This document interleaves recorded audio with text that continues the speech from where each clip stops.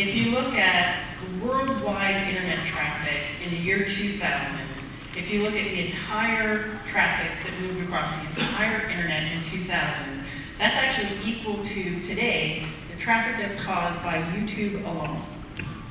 When you look at things like the way people use the internet right now and the number of things happening online right now, it's really different from what it was even 5 years ago.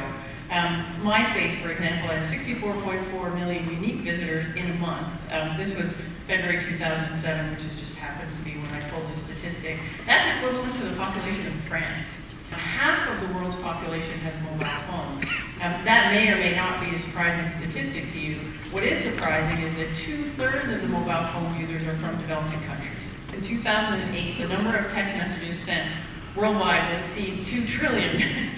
When I was putting this deck together, I couldn't even figure out a picture to represent that. 2 trillion, that's outrageous. And again, text messaging, who did that 10 years ago? Nobody did that 10 years ago. People think a lot about information technology and the way it can improve our lives, and it can, but there's a cost to it as well. So one of the statistics I like to quote is that information technology's carbon footprint is equal to that of the airline industry. So that's not exactly a clean business. A lot of that has to do with the energy consumption associated with that. A lot of it has to do with the materials and energy required to produce the equipment. The really shocking statistic is it's equivalent to the airline industry today, but it's growing 4 times faster. So where the airline industry is kind of flat at the moment, information technology is not at all. So this is becoming more and more of a problem that companies like us are going to have to deal with. This one, just to bring it home to people, when people look at their energy consumption in their houses, a lot of times they look at the refrigerator as the most energy consumptive appliance that they have in their house.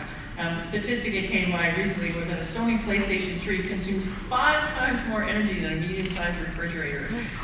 So if you're worried about how long you leave the refrigerator open when you're at home, you should probably worry more about how long your kids are playing on the PlayStation in terms of your overall energy consumption.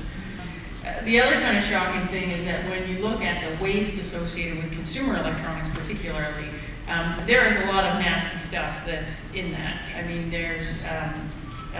it's full of cadmium, it's full of lead. 70% of the toxic waste in landfills right now is electronic waste, and there's no reason for that.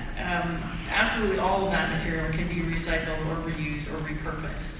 As she mentioned, I'm April Dunford. I work for Nortel. We're pleased to be a sponsor of this event, and I wanted to thank the Science Center for inviting me to be here today.